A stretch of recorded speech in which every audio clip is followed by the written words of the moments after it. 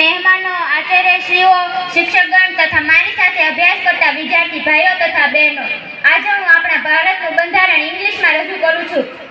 The Constitution of India Preamble. With the people of India having solemnly resolved to constitute India into a sovereign, socialist, secular, democratic republic and to secure to all its citizens justice, social, economic and political, liberty of thought, expression, belief, faith and worship, equality of status and of opportunity and to promote among them